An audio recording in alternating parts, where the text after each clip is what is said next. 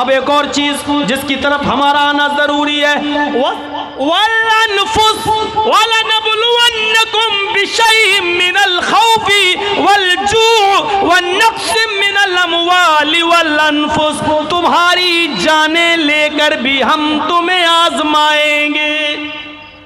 ہم نے صحابہ کی جانیں لی، ان کو آزمایا، ہم نے نبیوں کی جانیں لی، ان کو آزمایا، ہم نے جنگوں میں بڑے بڑے صحابہ کو شہید کر کے ان کے گھر والوں بیوی بچوں کو آزمایا۔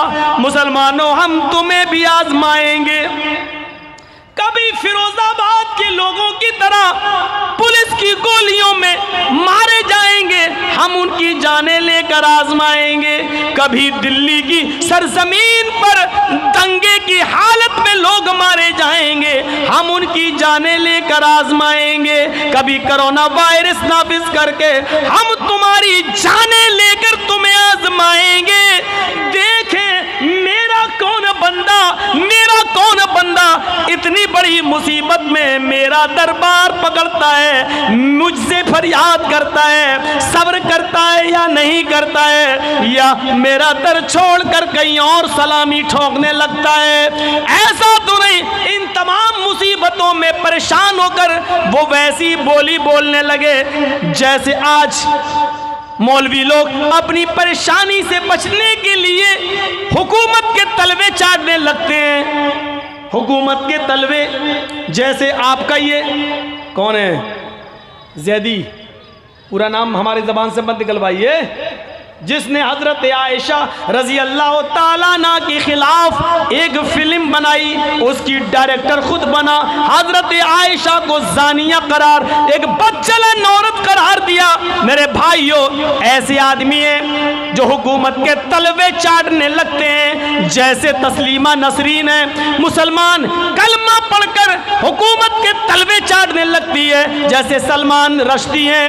اور اس زمانے میں بابری مسجد اور رام جنم بھومی کا فیصلہ ہو جانے کے بعد 5 ایکڑ زمین لینے کے لیے ہمارے مسلمانوں میں لکھنؤ کے کچھ مولوی بھی یوگی کے دربار میں جا کر بھیک مانگنے لگے، یہ 5 ایکڑ زمین ہمیں دے دو۔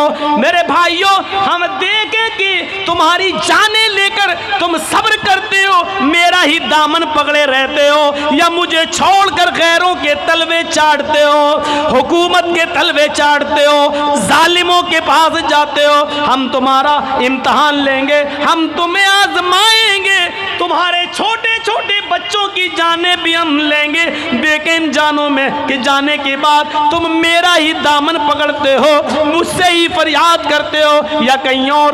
دلی کی شاہین باغ کی اس عورت کو جرجیز سیلیوٹ کرتا ہے، سلام کرتا ہے، جس کا 4 مہینے کا بچہ سردی کھا کر مر جاتا ہے، اس کی تجہیز و تکفین ہوتی ہے، میڈیا والے اس سے پوچھتے ہیں یہ بچہ کیسے مرا؟ اس نے کہا ٹھنڈی میں پروٹیسٹ پہ بیٹھی تھی، سردی لگ گئی، مر گیا۔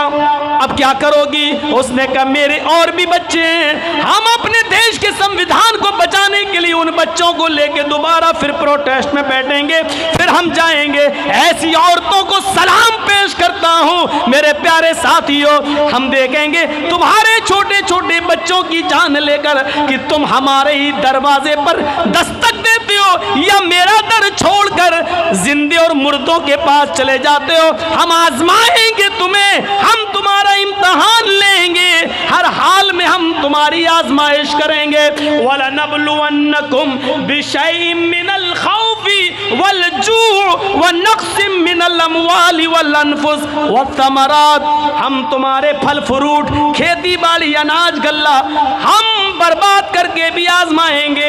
کبھی اتنی زور کا سیلاب لائیں گے تمہاری پوری کی پوری کھیتی برباد ہو جائے گی، کبھی ایسی بارش لائیں گے تمہارے کھیتوں کا سارا اناج تہس نہس ہو جائے گا۔ ہم دیکھیں گے کہ میرے بندے ان تمام مصیبتوں میں میرا ہی دامن دروازہ کھٹکھٹاتے ہیں، یا کہیں اور۔ اے محمد صلی اللہ علیہ وسلم، ان تمام مصیبتوں میں میرے جو بندے صبر کر لیں، میرے جو بندے خوشی خوشی ان مصیبتوں کو جھیل لیں اور اس امتحان میں پورے اتریں، وَبَشِّرِ الصَّابِرِينَ، میرے ان بندوں کو جنت کی بشارت دے دو، میرے ان کو جنت کی خوشخبری سنا دو، میرے ان بندوں کو جنت کی خوشخبری سنا دو۔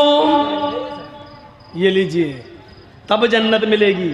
بھارت میں ہمیں جگہ ملے نہ ملے، لیکن اللہ کہہ رہا ہے ان مصیبتوں میں پورا اتر جاؤ گے تو ہم تمہیں جنت میں جگہ ضرور دیں گے۔ سوچئے، یہ آزمائش ہے ہمارے اوپر، آزمائش۔ نبیوں کو، رسولوں، سب کو آزمایا۔ ابراہیم علیہ السلام پر نظر ڈالو، ان کو آزمایا، اپنی بستی اور چھوڑتے ہیں، اپنا ملک عراق چھوڑتے ہیں، اپنی بستی چھوڑتے ہیں، اپنا ملک چھوڑتے ہیں، اپنی بیوی سارا کے ساتھ ملک شام میں داخل ہوتے ہیں۔ بادشاہ کی نظر سارا کے حسن و جمال پہ پڑتی ہے، وہ ان سے بدکاری کی نیت سے آگے بڑھتا ہے، ناکام ہوتا ہے۔ دوبارہ شیطان نے پھر بہکایا، پھر ناکام ہوتا ہے، تیسری بار بہکایا، ناکام ہوتا ہے۔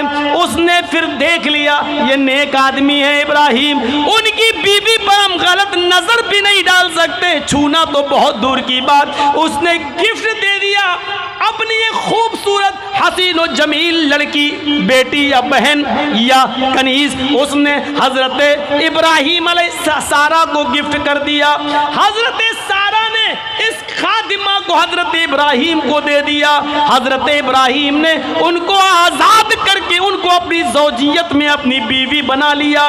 جانتے ہو جو اس بادشاہ نے، جس نے ابراہیم کی پہلی بیوی سارہ پر غلط نظر ڈالی، اس بادشاہ نے جو لڑکی ابراہیم علیہ السلام کو دی اس کا نام ہاجرہ تھا۔ اللہ نے اسی ہاجرہ سے حضرت ابراہیم کو ایک بیٹا دیا جو بیٹا اسماعیل کے نام سے جانا جاتا ہے۔ یہاں ہاجرہ سے بیٹا پیدا ہوتا ہے، ادھر حکم ہوتا ہے اپنی بیوی ہاجرہ کو اور بیٹے کو ایک بیابان جنگل میں چھوڑ دو۔ ابراہیم اپنی بیوی ہاجرہ کو لے کر میدان مینا میں جاتے ہیں۔ ابراہیم یہاں ہم کہاں گئے؟ یہاں تو دور دور تک درختوں کا پتہ نہیں ہے، چڑیوں کا پتہ نہیں ہے، دور دور تک آبادی کا پتہ نہیں ہے، ہم یہاں رہیں گے۔ ابراہیم نے کہا ہم نہیں، صرف تم یہاں اکیلی رہو گی۔ ابراہیم یہ کیا کہہ رہے ہو؟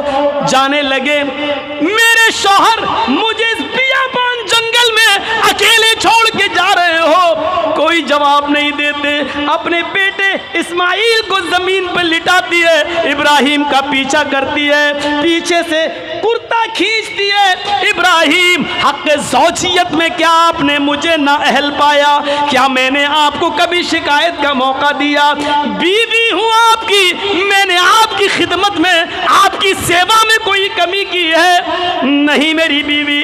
پھر کیا بات ہے مجھے چھوڑ کے جا رہے ہو؟ میری بیوی میرے پاس تمہارے سوال کا جواب نہیں۔ پھر جانے لگے، پھر پکڑ کے کھینچا، ابراہیم جا رہے ہو لیکن میرا قصور بتاؤ کہ مجھے اکیلے کیوں چھوڑ رہے ہو؟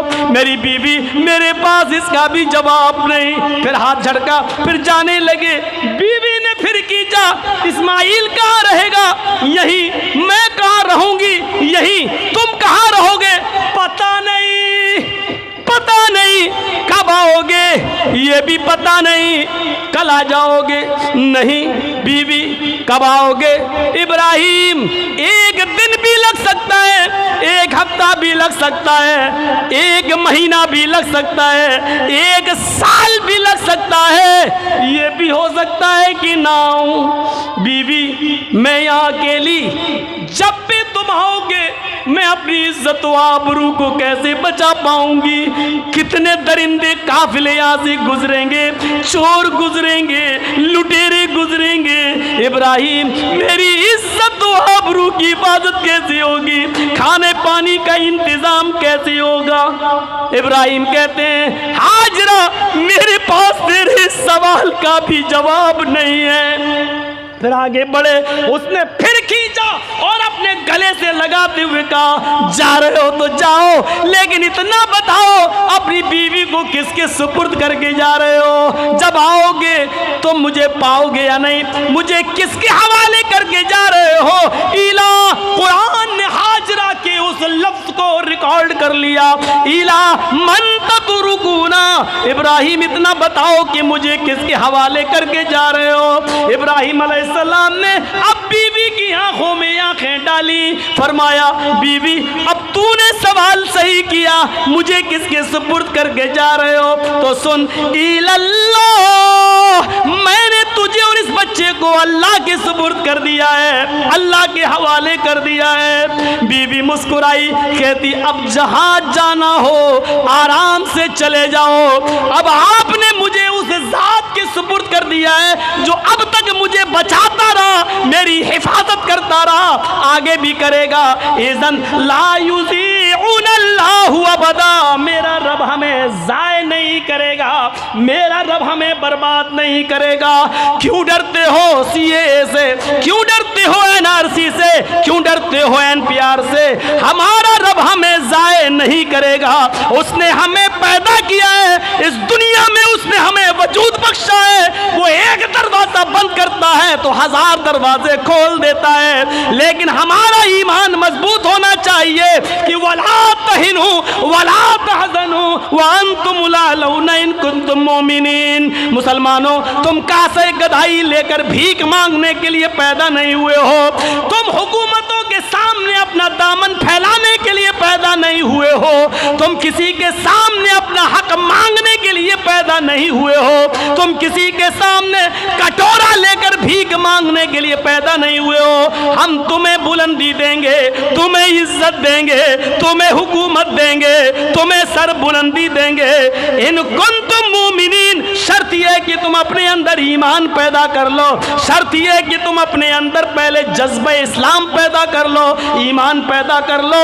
हुकूमत देना मेरा काम, इज्जत देना मेरा काम, ईमान पैदा करना तेरा काम। ये है फलसफा। हमारे दिलों से डर निकलने की यही एक शक्ल व सूरत है, यही एक शक्ल व सूरत है हमारे दिलों से। ईमान मजबूत करो, अल्लाह अपना वादा पूरा करने के लिए तैयार है इंशाअल्लाह। हम करें तो। हाजरा का वाकया सुना, कितना जबरदस्त तवक्कुल, भरोसा। जाओ, एक औरत को अकेले छोड़ के देखो, नहीं, अकेले छोड़ा, बियाबान जंगल में छोड़ा। ये तो जनरेटर चल रहा है, लाइट जल रही है, वहाँ लाइट भी नहीं है, दूर तक पेड़ भी नहीं है। पेड़ हैं तो चिड़ियों के घोंसले नहीं हैं, क्योंकि चिड़ियाँ भी, परिंदे भी ऐसी जगह घोंसले बनाती हैं जहाँ उनको पानी आसानी से मिल जाए, दूर दूर तक पानी का पता नहीं है। हाजरा अपने बेटे इस्माइल के पानी के लिए दौड़ रही है, कभी सफा तो कभी मरवा, कभी मरवा तो कभी सफा, 7 चक्कर लगाती है, पानी नहीं मिलता। इस पहाड़ी से झांक कर देखती है, कोई कबीला नहीं मिलता। इधर देखती है, कोई गांव आबाद नहीं है। इधर देखती है, कोई काफिला आ रहा है तो उससे पानी ले लूं, नहीं आ रहा है। 7 चक्कर। और कहते हो इस्लाम ने औरत को 4 दीवारी में कैद कर दिया, बंद कर दिया, ये कर दिया, वो कर दिया। औरत को इस्लाम ने इज्जत नहीं दी।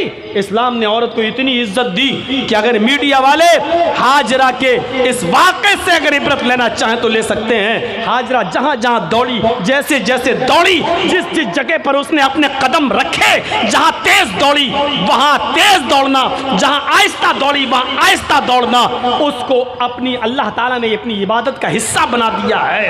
एक औरत के नक्शे पा को, एक औरत के पैरों के निशान को अल्लाह ताला ने अपनी इबादत का हिस्सा बना दिया। इससे ज्यादा एक औरत को इज्जत कौन सा धर्म दे सकता है, कौन सा मजहब दे सकता है?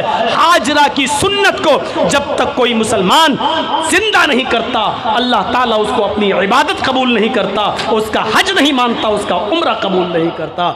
एक औरत के नक्शे कदम को अल्लाह ताला ने अपनी इबादत का हिस्सा बना दिया। औरत को पाप की देवी कहने वालों, आदम को जन्नत से निकलवाने वाली औरत, शतरूपा हिववती को जिम्मेदार कहलाने वाली मनुस्मृति, जरा तसव्वुर करो, आपने औरत को पाप की देवी कहा है। इस्लाम ने औरत को पाप की देवी नहीं, घर की मलका कहा है। इस्लाम ने औरत को जो इज्जत दी है, दुनिया के किसी मजहब में औरत को वो इज्जत नहीं मिली है, नहीं दी गई है। ये मकाम दिया था अल्लाह तबारक व तआला ने एक औरत को। हमें सोचना चाहिए, हमें नाफे उस नाफे की तरह बनना चाहिए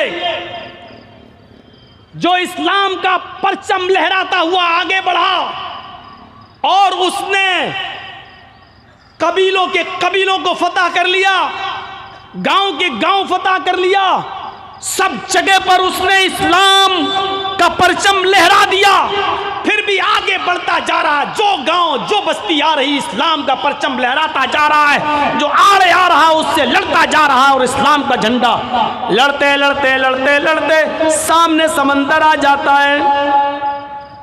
سمندر بہت گہرا، بہت لمبا، جہاں تک نظر ڈالتا ہے سمندری سمندر دکھتا ہے۔ اس نے اپنے فوج کی طرف نظر ڈالی، 1500 گھڑ سوار، 1500 فوجی اس کے ساتھ۔ اس نے دائیں نظر ڈالی، اسلام کا پرچم، اس نے بائیں دیکھا تو اسلام کا پرچم، اس نے پیچھے مڑ کے دیکھا تو اسلام کا پرچم، سامنے دیکھا تو سمندر۔ چیخ پڑا، اے اللہ اب کون سی بستی موجود ہے جہاں اسلام رہ گیا ہے؟ اے اللہ میں نے دائیں بھی اسلام پھیلا دیا، بائیں بھی اسلام کا جھنڈا لہرا دیا، پیچھے تو اسلام فتح کرتے ہوئے آ ہی رہا ہوں، سامنے سمندر ہے، اب ہم جائیں تو کہاں جائیں؟ میری ابھی پوری زندگی پڑی ہوئی ہے۔ اے اللہ آسمان سے اب کوئی فرشتہ نازل نہیں ہوتا، اب کوئی وحی لے کر نہیں آ سکتا ہے، مجھے معلوم نہیں ہے اس سمندر کو پار کرنے کے بعد بھی کوئی بستی رہتی ہے۔ اے اللہ مجھے صرف اتنا معلوم ہو جائے کہ اگر میں سمندر کو پار کر لوں، سمندر کو تیر کر نکل جاؤں تو سمندر کے پار بھی کوئی بستی رہتی ہے، اتنا معلوم ہو جائے تو قسم ہے تیرے عزت و جلال کی، ہم 1500 لوگ اپنے گھوڑوں کو سمندر میں ڈال دیں گے، تیرنا شروع کر دیں گے، تو میرے گھوڑوں کو جہاز بنا دینا۔ اے اللہ سمندر پار کر کے بھی ہم چین سے نہیں بیٹھیں گے اس وقت تک جب تک کہ ہم اس بستی پر بھی تیرے نبی جناب محمد رسول اللہ کا جھنڈا نہ لہرا دیں۔ یہ جذبہ تھا، یہ ایمان تھا۔ ہم تو اپنے گھروں میں اسلام نافذ نہیں کر پا رہے ہیں، ہم تو اپنی بیٹیوں کے ہاتھ سے موبائل نہیں چھین پا رہے ہیں، ہم تو اپنے بہنوں کے ہاتھ سے اینڈرائیڈ موبائل نہیں لے پا رہے ہیں، ہم تو اپنے گھر میں اپنی بہن اور اپنی بیٹی پر اسلام نافذ نہیں کر پا رہے ہیں، ہم اپنی بیٹیوں کو فیس بک میسنجر اور واٹس ایپ چلانے سے نہیں روک پا رہے ہیں، ہم اپنے چھوٹے 12-13 سال کے بچوں کو موبائل دینے سے نہیں روک پا رہے ہیں۔ جو آدمی اپنے گھر میں اسلام نہ لہرا پائے وہ اپنے معاشرے میں اسلامی ماحول کیا پیدا کرے گا؟ ہم سپنا دیکھ رہے ہیں، ہم خواب میں مست ہیں، یہ کریں گے وہ کریں گے، یہ ہوگا وہ ہوگا۔ میرے بھائیوں یہ ایمان اپنے اندر پیدا کرنے کی ضرورت ہے، پھر اللہ کی مدد آئے گی ہمارے اور آپ کے اوپر۔